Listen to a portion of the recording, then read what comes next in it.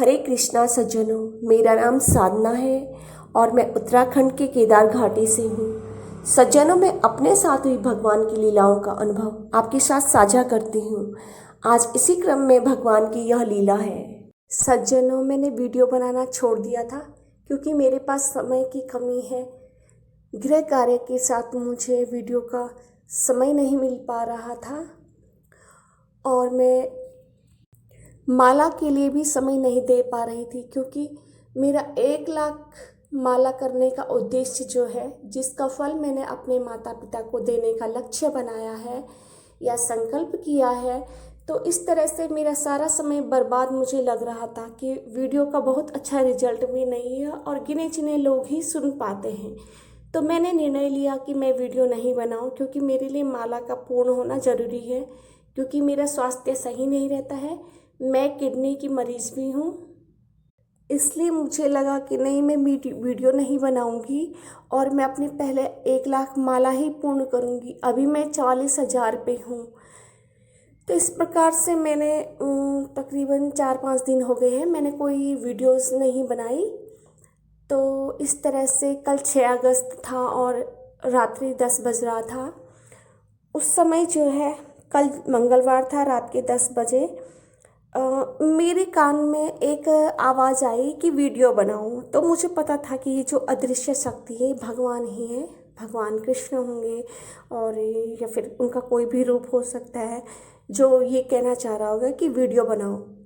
और सुबह से ही हम लोग बांग्लादेश में हो रहे जो हिंदुओं के साथ अत्याचार हो रहा था, वो देख के बहुत ही हृदय विदारक ऐसी घटनाएं देख के बिल्कुल मन ऐसे रुदन कर रहा था कि देखो, हिंदुओं के साथ यहाँ भी ऐसा ही होगा शायद कल के समय में, आने वाले समय में बहुत ही हृदय विदारक घटनाएं हो रही हैं वहाँ पे। ये सबको मतलब मैं मन ही मन में दुखी थी और मैंने कान्हा जी से भी कहा कि कान्हा जी देखो ना, क्या क्या अत्याचार हो रहे हैं हिंदुओं के साथ। पूर्व में जब पंजशीर की घटना हुई थी अफगानिस्तान वाले विवाद में, तो उस समय रात्रि को कान्हा जी ने मुझे दर्शन दिया था बूढ़े कृष्ण के रूप में, जिन्हें कि मैं दादा मानती हूँ। तो उन्होंने कहा था कि उनके ये शब्द थे जो मतलब निश्चित उन्होंने जो कहा था वो मतलब ये वाक्य में उन्होंने कहा था, बेटा, अ, एक और देश जो है मेरे पूजा से वंचित कर दिया गया है इन टोपी वालों ने। और वे रुदन कर रहे थे, मतलब वो उनके आंखों से लगातार अश्रुपात हो रहा था।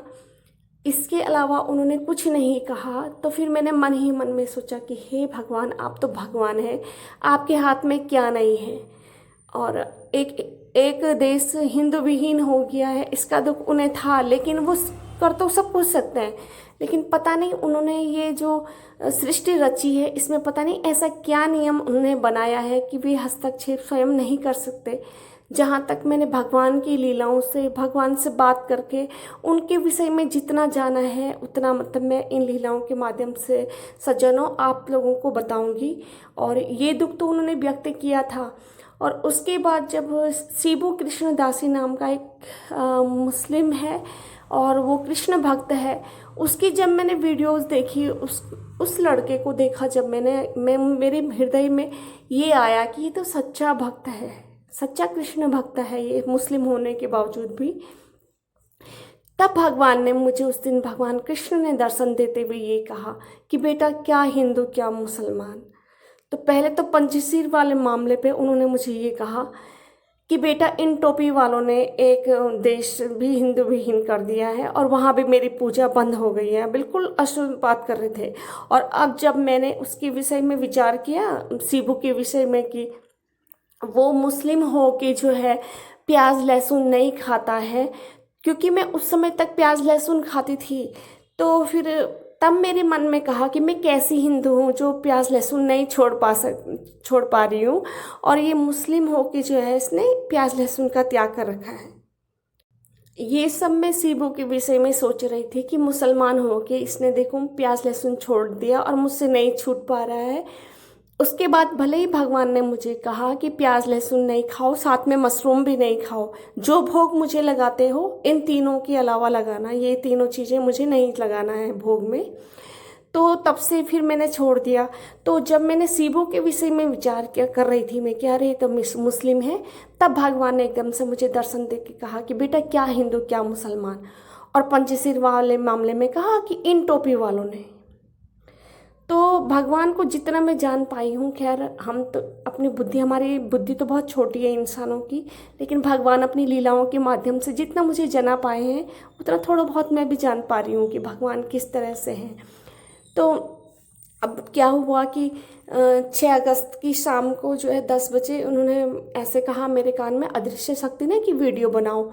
तब भी फिर मैंने निर्णय ले रखा था कि नहीं, मुझे वीडियो नहीं बनानी है, मुझे तो माला पूरी करनी है। मुझे ऐसा ना हो कि मतलब मैं किडनी के कारण, मेरी बीमारी के चलते हुए मैं मर जाऊं और मेरा जो ये संकल्प है ये अधूरा रह जाए माला का। तो मुझे लगा कि वीडियो बनाना कोई ज़्यादा ज़रूरी नहीं है, मैं नहीं बनाऊंगी वीडियो, मैं पहले माला पूरी करूंगी अपनी। और ऐसा डिसीजन लेके मैं तो सो गई, मैंने इग्नोर कर दिया उस आवाज़ को। अब दिन में 3 बजे फिर एक लिखित पत्र आया मेरे सामने पे। उसमें क्या लिख रखा था कि उच्चारित कंठित सत्य, सिर्फ ये 3 शब्द लिखे हुए थे। और उससे पहले भी एक पेज आया, उसमें लिखा हुआ था कुछ, उसमें लिखा हुआ था वो मैं बाद में भूल गई कि क्या लिखा था। मैं जो लिखा हुआ है सामने पे, जो उस टाइम पे मुझे याद रह गया तो ठीक है, नहीं तो मैं भूल जाती हूँ, कभी कभी मैं लिख देती हूँ। तो वो मैं लिख नहीं पाई थी, वो मैं भूल गई क्या लिख के आया था। लेकिन जब ये 7 अगस्त को दिन बुधवार है, 3 बजे जब ये लिख के आया कि उच्चारित कंठित सत्य, तो फिर मैंने ना इसे भी इग्नोर कर दिया। मैंने कहा मुझे तो बनानी नहीं है वीडियो, चाहे कितना भी बोल लो और कितना भी करो। फिर मैंने स्वामी जी से भी कहा कि वीडियो बना के मुझे अपना टाइम ख़राब नहीं करना है, मैं नहीं बनाऊंगी वीडियो। फिर थोड़ी देर बाद जो मेरा मंदिर है उनके सामने पे ही मेरा बेड है, मंदिर के बिल्कुल सामने पे मेरा बेड है। और मैं वहाँ पे जैसे वो पत्र आया तो मैंने जैसे ही सामने देखा तो देखा भोलेनाथ जो है विश्राम मुद्रा में बैठे हुए हैं मंदिर में, और वो मेरी ओर घूरे जा रहे हैं, मतलब आंखें खोल के। वे गुस्सा कर रहे हैं क्योंकि मैं उनके लिखे हुए पत्र को, जो शक्तियाँ उनके लिखे हुए पत्र को मैं इग्नोर कर रही थी बार बार।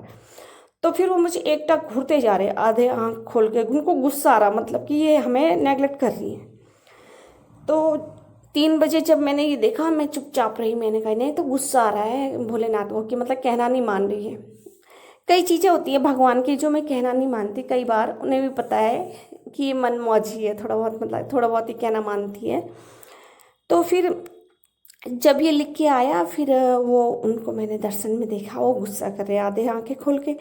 फिर मैंने स्वामी जी को बोला, मैंने कहा स्वामी जी ये तो कह रहे हैं कि मतलब वीडियो बनाए तो क्रोध कर रहे हैं भोलेनाथ।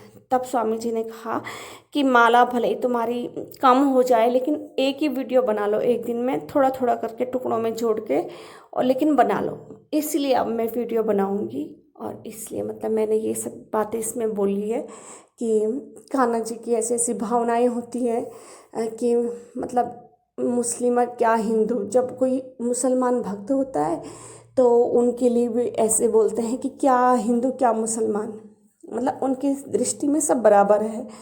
लेकिन जब बांग्लादेश की तरह वहाँ पे अफ़गानिस्तान में ऐसा हुआ था उस टाइम पे हिंदुओं के साथ अत्याचार, तब उन्होंने यही शब्द कहा था कि बेटा इन टोपी वालों ने मेरा एक मतलब और जगह मतलब मेरी पूजा बंद कर दी है और हिंदू विहीन बना दिया एक देश को, और बहुत दुख कर रहे थे वो। तो पता नहीं भगवान खुद क्यों नहीं कुछ करते हैं इन चीज़ों में, पता नहीं उन्होंने क्या ऐसा ये खेल रचा है अपने इसमें, क्या उनकी इस तरह के मतलब इस खेल की अपने ये जो है संसार को चलाने के क्या नियम बना रखे हैं कि उनको स्वयं मतलब इतने जघन्य अपराध देखते हुए होते हुए भी वे हस्तक्षेप नहीं कर पाते हैं।